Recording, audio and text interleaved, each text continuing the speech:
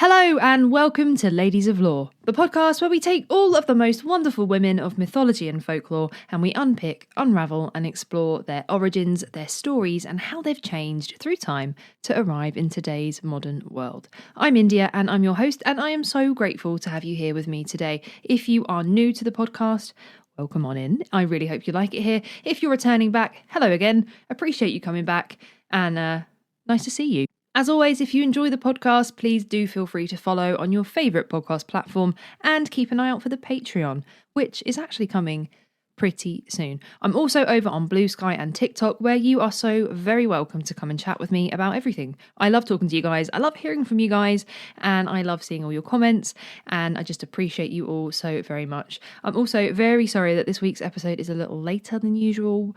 It is for a good reason though. I had such a fun session with the guys at RPG Major over at the weekend, creating a little improvised musical episode for you all, and I can't tell you how excited I am to share that with you. That will be coming very soon too, so keep your eyes and your ears open. But enough about all of that stuff, let's talk about the topic of today's episode, one of the most infamous containers in mythology, Pandora's jar. Or should I say, Pandora's box. Most people have heard of Pandora's box, but actually, in the original Greek myth, it wasn't a box at all. It was a jar, and that seemingly small mistranslation changed the way we visualise Pandora's story, adding layers of secrecy, temptation, and mystery. But what was actually inside this container? Why was Pandora created in the first place, and how has her legend transformed over time? Grab something nice to drink, or a little snack, maybe both. I've been in a Jaffa cake phase recently, so maybe get one of those, and let's find out about the origins of Pandora.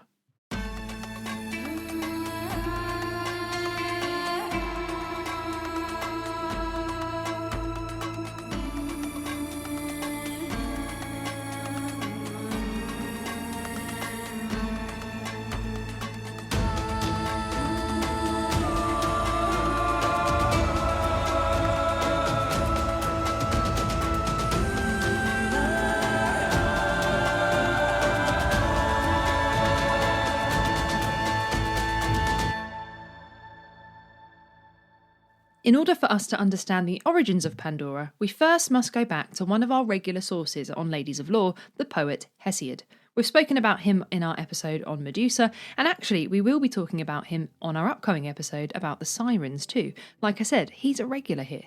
And Hesiod gave us two major works that detail Pandora's tale, Theogony and Work and Days. And in these texts, she is a deliberate creation, formed by the gods as a punishment for mankind.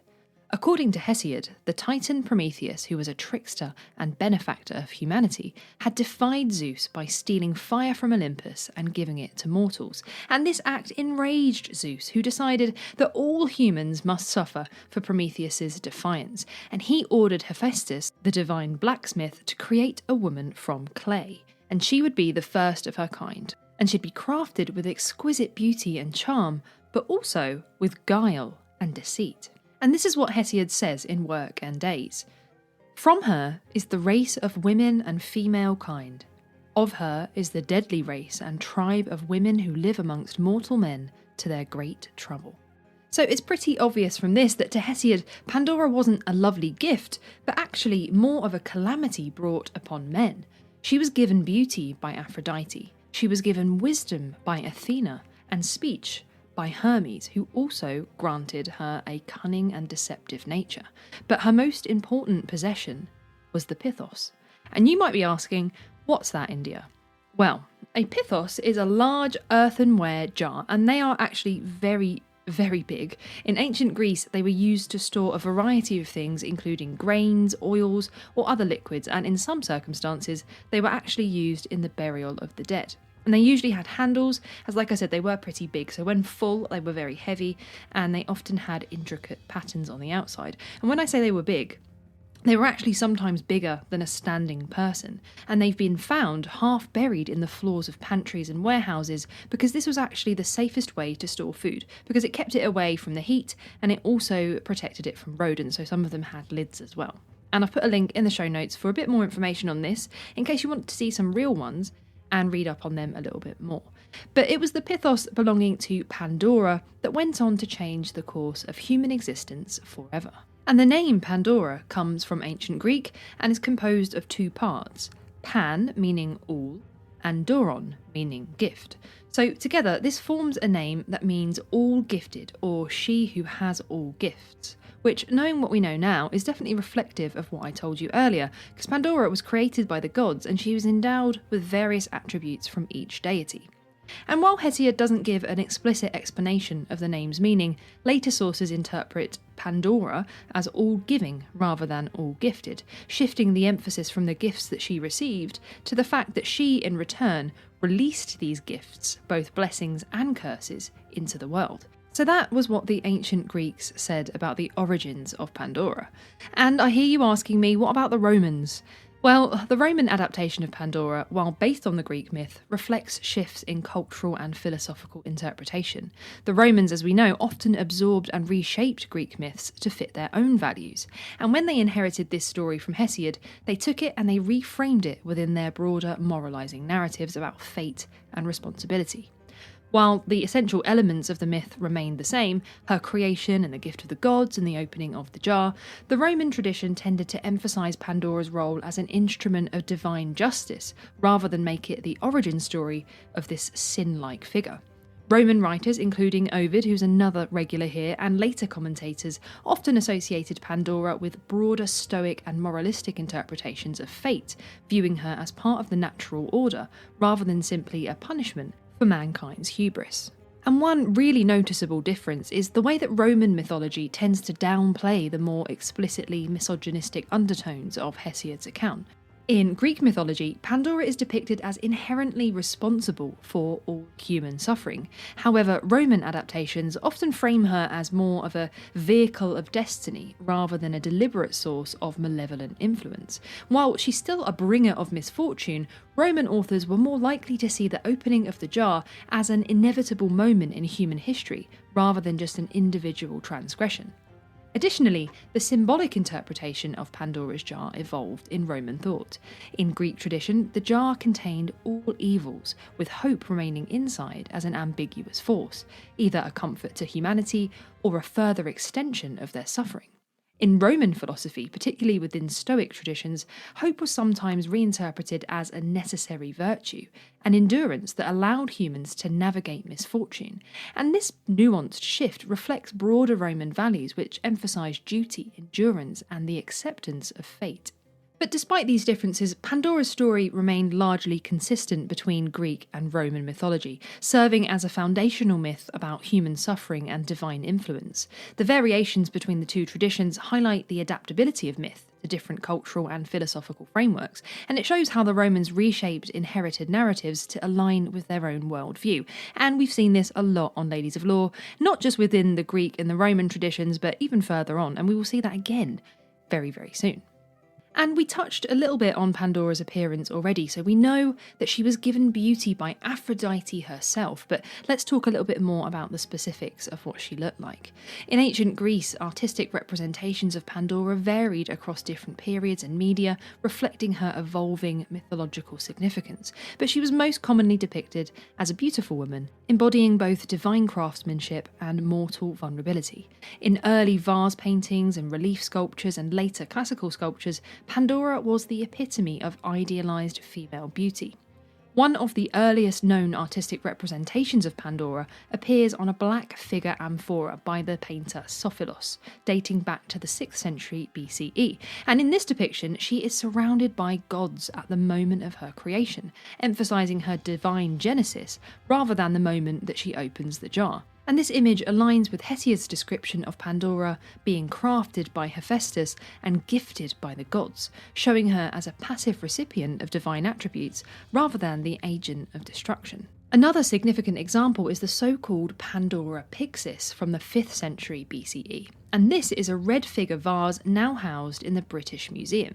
And in this piece, Pandora is depicted rising from the earth, reinforcing an alternative tradition in which she's not actually just created from clay, but she actually emerges fully formed from the ground. And that suggests that she's not merely a crafted being, but she's actually intimately linked to the very fabric of the natural world.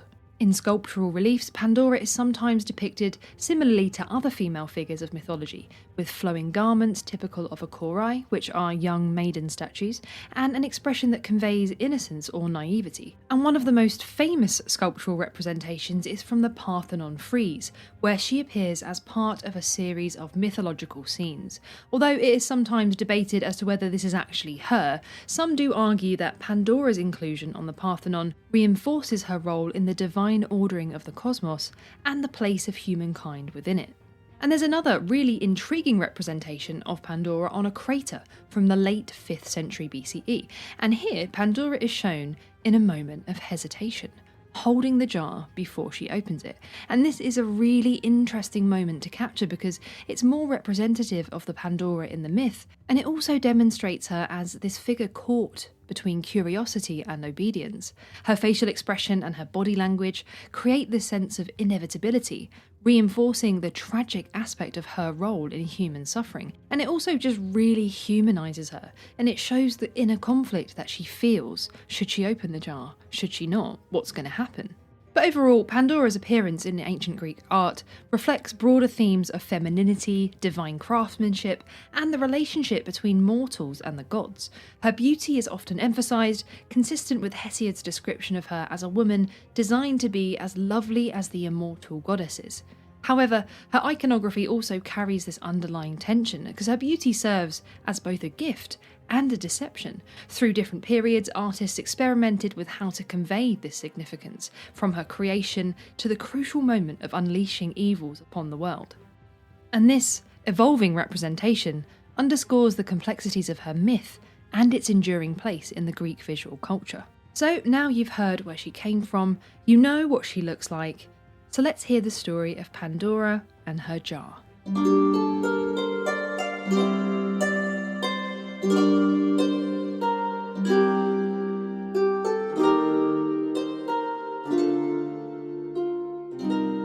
In the age before sorrow, before pain and toil had touched the world, men lived free of suffering, under the very watchful eyes of the gods. It was a golden time, a world unburdened by death's shadow, where the earth yielded its bounty without struggle. But Zeus, the father of gods and men, saw fit to change this, for mankind had dared to defy him. The cunning titan Prometheus had stolen the sacred fire from Olympus, bringing its warmth and wisdom to mortals. This was an offence Zeus would not abide. In his fury, he devised a punishment not just for Prometheus, but for all of mankind. A punishment so insidious that it would unravel the harmony of the world. He turned to Hephaestus, the divine smith, and bade him craft a woman from the clay of the earth. She was to be like no other, lovelier than a sunrise, soft of form, alluring and treacherous. The gods each bestowed upon her gifts. Aphrodite graced her with beauty to captivate the hearts of men. Athena clothed her in silken finery and taught her the arts of weaving. And Hermes, the swift messenger, granted her a silver tongue, the gift of guile and persuasion. It was he who named her Pandora, meaning all gifted. Zeus did not send her into the world empty-handed. In her delicate hands, she bore a jar, a great pithos, its mouth sealed tightly. Inside lay all the woes of mankind, sickness, despair, toil, and death itself, though she knew it not. With innocent eyes and honeyed words, she was sent to Epimetheus, the foolish brother of Prometheus, who, despite his siblings' warnings never to accept gifts from Zeus, was bewitched by her beauty, and he welcomed her into his home, blind to the doom she carried. For a time all seemed well, but curiosity burned within Pandora, a fire kindled by the whispers of the gods. The jar called to her, its lid cool beneath her fingertips, its mystery unbearable. Was it not hers to know what lay within? Had it not been given into her hands? She hesitated, but only for a moment. with trembling fingers. She lifted the lid. And what issued forth was not treasure, nor divine blessing, but a tempest of horrors. A shrieking whirlwind of misery burst into the world. Sickness clung to flesh, making strong men weak. Suffering wrapped itself around their hearts. Grief settled into their bones. War and famine and plague and madness all took wing and scattered, spreading like ink into the fabric of existence. In terror, Pandora slammed the lid shut, her breath ragged, her hands shaking, but it was too late. The jar was nearly empty, its dreadful contents loosed upon the world. All save one. From the depths of the vessel, one last thing remained, a quiet, trembling presence, small yet luminous. Hope. It clung to the inside of the jar, the last vestige of what was once a world without suffering. And so, even as men toiled, even as they wept and fell, even as sickness gnawed at their flesh, they did not surrender entirely to despair. For though Pandora had unleashed suffering, she had also unwittingly preserved hope. Hesiod tells us that only hope remained there in an unbreakable home within the rim of the great jar, and did not fly out the door. For before that could happen, she put the lid on the jar by the will of aegis-bearing Zeus. And thus was the fate of men forever altered. Suffering would be their lot, their burdens heavy, their lives finite and fraught. But in their darkest moments, hope would remain, a whisper in the void, a flickering light that neither gods nor fate could fully extinguish. And so the world turned, forever changed by the hands of one woman, by the lifting of one lid, by the eternal balance between despair and hope. So there you have it, the story of Pandora and her jar. And that really is the main story that features Pandora. She doesn't really pop up too much elsewhere in mythology, but her tale does have parallels to others. So she's a female bringer of hardship, so we could compare her to other female bearers of misfortune, like Helen of Troy, whose incredible beauty caused war, or Persephone, whose abduction led to the seasons. And although Pandora herself isn't really a recurring character in myth, some traditions do suggest that she had children who played roles in other myths. In some versions, she has a daughter called Pyrrha, who marries Deucalion, and these are the sort of Greek equivalents to Noah and his wife, and they survive the great flood sent by Zeus, going on to repopulate the earth. And apparently she also may have had a daughter called Pandora as well, but there isn't really too much about her. And now you know the story of Pandora as it was told in ancient Greece, so let's take a little look at how that story changed throughout time.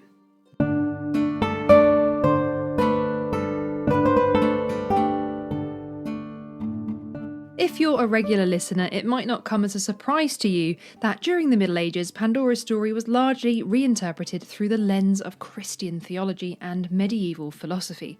While her original Greek myth remained known, especially through Work and Days, scholars and writers reshaped her narrative to fit Christian moral frameworks. And so Pandora became a cautionary symbol, reflective of biblical characters like Eve, embodying the dangers of curiosity, of disobedience, and the consequences of sin.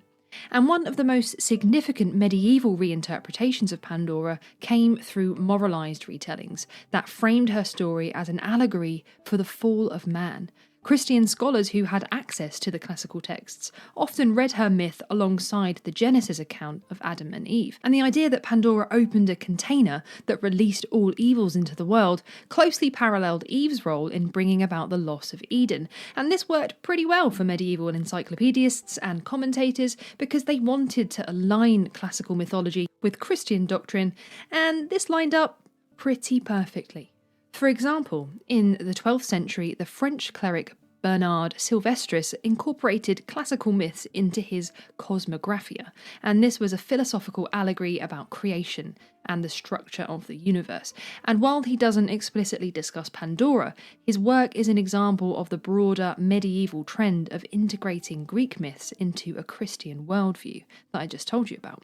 The Ovid Moralise, a 14th century French adaptation of Ovid's Metamorphoses, offers another example of how Pandora's myth was understood in the Middle Ages. Though Ovid does not dwell on Pandora in his Metamorphoses, medieval commentators often expanded upon the classical text that they adapted to include all of those lovely moral lessons. In this context, Pandora, like Eve, was seen as a figure whose actions brought suffering to humanity, reinforcing the medieval association between women and the transmission of sin. And medieval iconography sometimes featured Pandora in illuminated manuscripts and other artistic depictions, but she was never quite as popular as biblical figures or even other classical heroines like Dido or Medea. And when she did appear, it was often in the form of allegorical representation, like I said, sometimes associated with the sin of pride or the vice of curiosity. And her jar became a potent image of hidden dangers, things that appear harmless or enticing on the outside, but ultimately bring misfortune. By the late Middle Ages, as Renaissance humanists began rediscovering and reinterpreting Greek and Roman texts with a bit more interest really in their original meanings, Pandora's myth started to shift once more. Writers like Boccaccio sought to catalogue and explain classical myths in a bit more of a scholarly way. Boccaccio and his contemporaries moved toward a more literary and less strictly theological reading of Pandora, paving the way for her revival in Renaissance art and literature. So Pandora in the Middle Ages wasn't really a direct retelling, but more of a reimagining through a dominant moral and theological lens of the time. So she became a symbol of the dangers of female curiosity and a parallel to Eve, often used as a cautionary example in Christianized adaptations of classical myths. And she definitely wasn't as popular in medieval storytelling compared to figures like Helen of Troy or Circe, but her legacy persisted in the moral lessons drawn from her actions, shaping her later appearances in Renaissance thought. So let's talk about the Renaissance. So here, Pandora's story underwent significant transformation, largely due to the revival of interest in classical texts, the impacts of humanist scholarship, and the shift in artistic and literary interpretations of mythology. While medieval readings of Pandora made her an allegory of female curiosity and sin, Renaissance thinkers approached her myth with fresh eyes, drawing upon original Greek and Latin sources while also reshaping her image in ways that would influence Western culture for centuries to come. Because it's here, in this period, that we have the mistranslation of the Greek word pithos into the Latin pixis, which means box.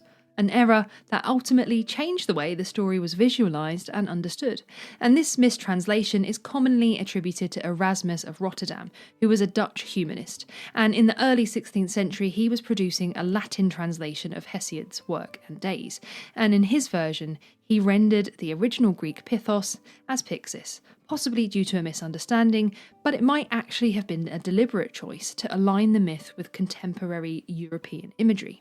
And we already know what pithos was. We are pithos jar experts now on Ladies of Lore, but a pixis in Latin referred to a small decorative box, often used to store jewellery or precious items.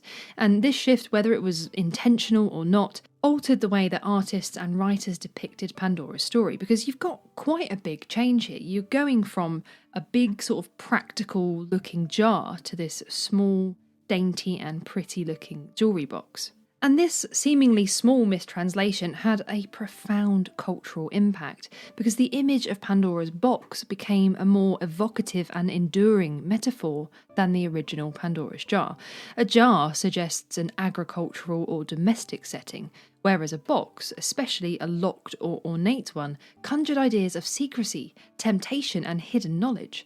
I guess the box was maybe a little bit more exciting or sexy than the big pithos jar. And also, remember, the Renaissance was an era deeply fascinated by esoteric wisdom and alchemy and secret knowledge, so the idea of this pretty-looking forbidden container with unknown contents resonated a lot with the period's intellectual climate.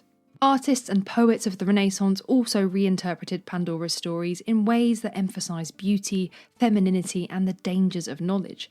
Painters like Jean Cousin the Elder depicted Pandora as a classically inspired nude, making her seductive but also dangerous, again much like depictions of Eve in Renaissance art. The visual transformation of Pandora from divine punishment to a symbol of temptation paralleled changing attitudes towards mythological storytelling, where figures were increasingly seen as more complex, psychologically rich characters, rather than just a simple moral warning. A little bit later on, in the early 19th century, one of the most significant literary reinterpretations of Pandora's myth came from Goethe, whose unfinished play Pandora built upon Enlightenment and Romantic themes but was deeply indebted to Renaissance humanism. Goethe's treatment of Pandora was very much shaped by the intellectual traditions that had emerged during the Renaissance, reimagining her as a figure of destiny and creative potential rather than just this bringer of destruction. Goethe's play is written in verse and imbued with a deeply symbolic and philosophical character, blending classical mythology with his own ideas on art, nature, and human striving. In Pandora, Goethe does not focus on the tale of Pandora opening the jar of evils, and he instead portrays her as a divine and almost ethereal figure, embodying beauty, creativity, and renewal. And the play contrasts Pandora with Epimetheus and Prometheus, highlighting the themes of foresight versus hindsight, destruction versus creation, and human limitation versus divine inspiration. And Pandora is not actually depicted at all as a source of suffering, but more as a life-giving force. And a key moment in the text illustrates this divine nature. And it says, "And with divine rule, she inclines towards the earth, gifting it with blessing and curse, refreshing and destroying it alike." And this passage suggests that Pandora's role is actually one of duality. She's not merely a bringer of doom, but she's also a figure of transformation and balance. She represents the creative and destructive forces inherent in nature, which was an idea that resonates with Goethe's broader philosophical concerns about polarity and the dynamic nature of existence. Prometheus, in contrast, embodies the striving spirit of humanity, one who defies the gods in pursuit of knowledge and progress. However, Goethe tempers the traditional rebellious image of Prometheus with a more reflective tone, emphasizing the limitations of human will against the backdrop of cosmic forces. In the play, Pandora is a necessary counterpart to his efforts. Where he creates and struggles, she brings harmony and completion. And there's another passage in the play that reflects this contrast between Pandora and Prometheus. So it says, "What you have created strives and believes itself complete, but only through divine grace does it truly come alive." And this sort of underscores Goethe's belief that human effort alone is insufficient. There's always a need for a higher harmonizing force, and here in the play, it's embodied by Pandora. And Goethe's Pandora, it remains an unfinished work, but even in its fragmentary state, it presents a really interesting reinterpretation of the myth. It suggests that Pandora is not merely a bringer of evil, but a figure that embodies the duality of human existence. Like I said, creation and destruction, suffering and beauty, limitation and transcendence. And there you go. Pandora became a figure of divine punishment in the medieval period and transformed into a more nuanced symbol of human curiosity and unintended consequences throughout the Renaissance. The mistranslation of Pythos as Pixis created an entirely new visual and conceptual framework for the myth, shifting its focus towards mystery and secrecy rather than agriculture and storage. And this change was so powerful that even today we speak of opening Pandora's box rather than opening Pandora's jar. So I think that's probably a good time to have a chat about Pandora in the modern day.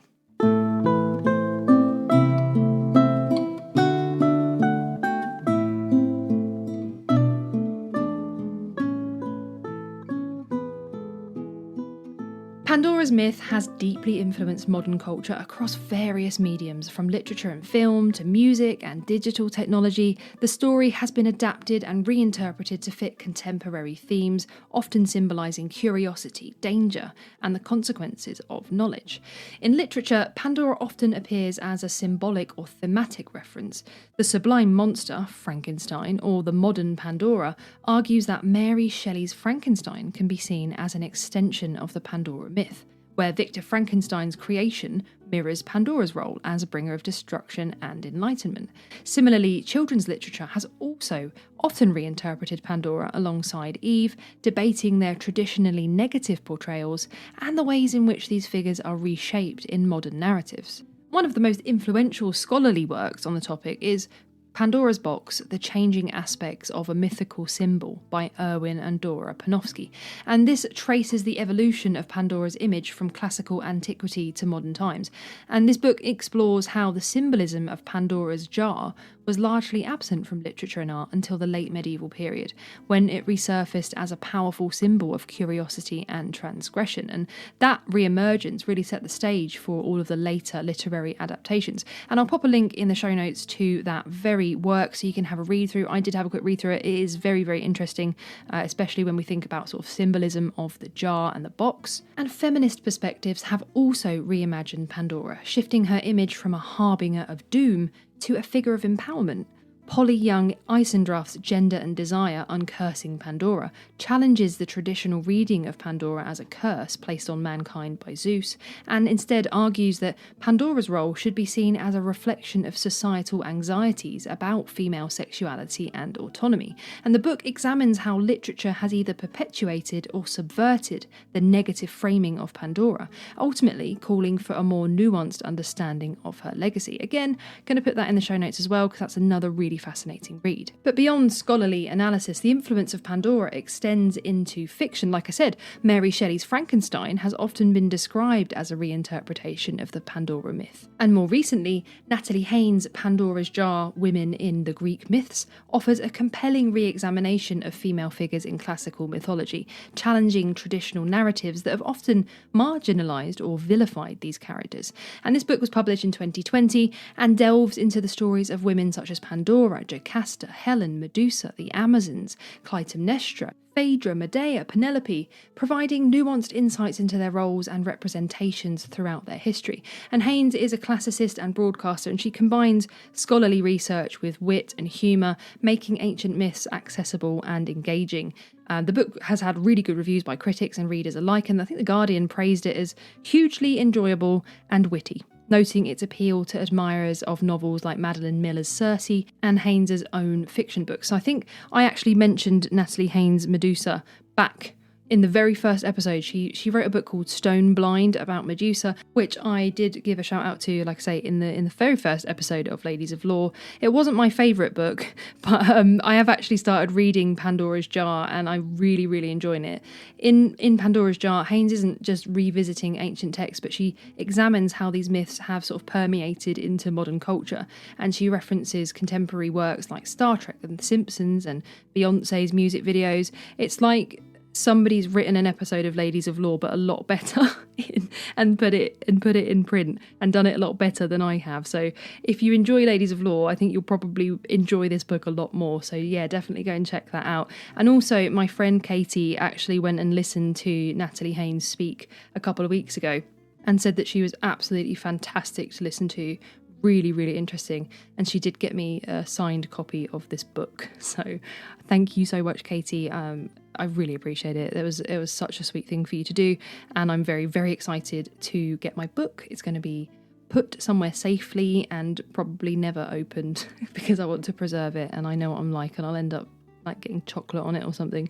But enough about that. There's actually another really interesting discussion about Pandora and her role in discussions about sexuality in literature. So Pandora's Box, Sexual Fiction by Spanish and Latin American women explores how the Pandora myth has been used to frame narratives about female desire and repression. And this is a collection of works, and it examines how Pandora has been reclaimed in feminist literature as a figure of liberation rather than punishment. And that challenges the traditional patriarchal readings of the myth.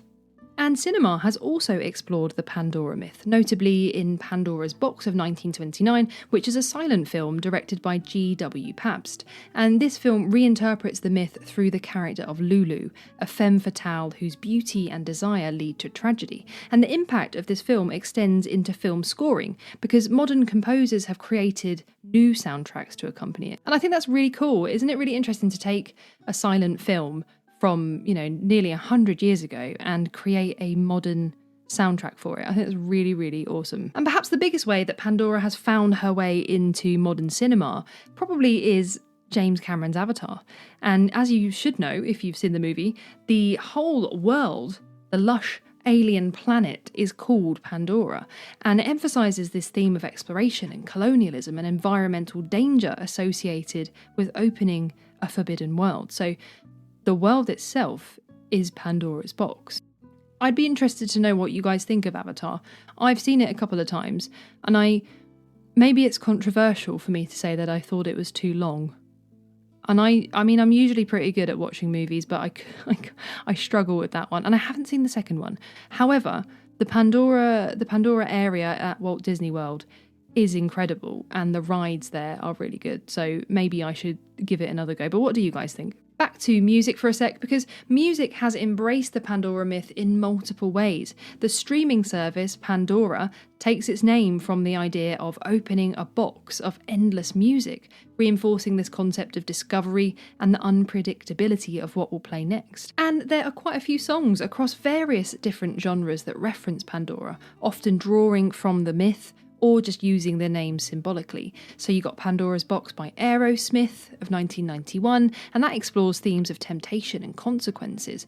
And then there's Pandora's Box by Orchestral Manoeuvres in the Dark, and which is a bit of a synth pop track, and that was inspired by the film Pandora's Box that I just mentioned to you. And then you've got the dance track Pandora's Box by Donna Summer, and this track uses the idea of Pandora's Box to sort of symbolise forbidden desires and secrets. And there's many more songs either called Pandora or Pandora's Box or Opening Pandora's Box, but they all sort of share a common theme of either unleashing chaos or emotions or curiosity or the duality of hope and despair. And the digital age itself has also invoked Pandora in discussions of technology's unintended consequences. Pandora's digital box is a term used to describe the transformation of the film industry from traditional 35mm film projection to digital cinema projection.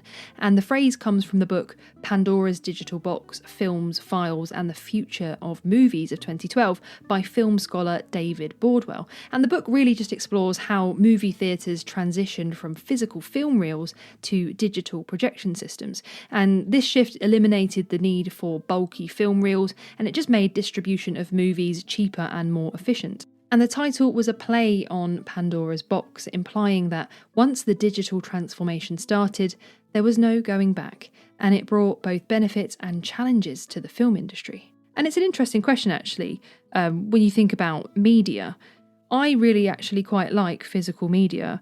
Maybe I'm old-fashioned, but when I look at photographs on my phone, it doesn't feel the same as holding a photograph in my hand. I don't know if you guys feel that. Because gone are the days where we would have masses of photo albums, and gone are the days of stacks and stacks of DVDs. I remember having so many VHS and DVDs. I had one of those combos in my bedroom, which had a TV with a DVD player and a tape player in it. And I would just watch like Anastasia, Thumbelina, the Scooby-Doo movies. So many movies that I would watch as a child over and over again. And it feels weird now because I look around the house and there's no physical media in the house anymore. How do you guys feel about that? And I know that's off topic, but I'm just interested because I was literally thinking about it the other day. I miss physical media. Anyway, Pandora also pops up on TV, so there was actually a CW series called Pandora, which only ran from 2019 to 2020. It was a sci-fi series, and it followed a young woman named Jax, who loses everything and joins a space training academy in the year 2199. And it wasn't really a direct retelling of the Greek myth, but it does use the idea of Pandora as a mysterious, powerful figure with a hidden destiny. So the main character was called Jax, and it sort of explored the themes of her hidden power and consequences, similar to the opening of Pandora's Box. And Pandora even found her way into Xena Warrior Princess, and there is an episode completely dedicated to Pandora's Box, which is season 1, episode 9. And in this episode, Xena and Gabrielle encounter Pandora's granddaughter, who possesses the legendary box containing hope, and they've got to prevent an evil warlord from opening it and unleashing chaos. If you've not seen Xena Warrior Princess, I'm very disappointed in you. I love Xena Warrior Princess. It holds up. That's all I'm going to say. It holds up even now, and in fact, I would like to rewatch it. And she also popped up in a few other shows that I have a little bit of a soft spot for. Supernatural, and Charmed. And she also popped up in Hercules, the animated series, which had episodes referencing Pandora's box amongst other Greek myths. So it's clear to see that Pandora is everywhere, really. She's in literature and film, music, and even technology. I think that's the first time we've mentioned one of our ladies of lore in that sort of context, which is really interesting. But Pandora definitely remains a powerful metaphor in modern culture, constantly evolving to reflect contemporary concerns about knowledge, curiosity, and unintended consequences. But perhaps the most powerful lesson of Pandora's myth is that once something is released, whether it be an idea, an invention, or a force of nature, it can't be put back. You can't undo the thing. And yet, hope still remains. Whether it's a comfort or an illusion, it's the last thing we have, and reminds us that even in the worst times, there is always the possibility of light.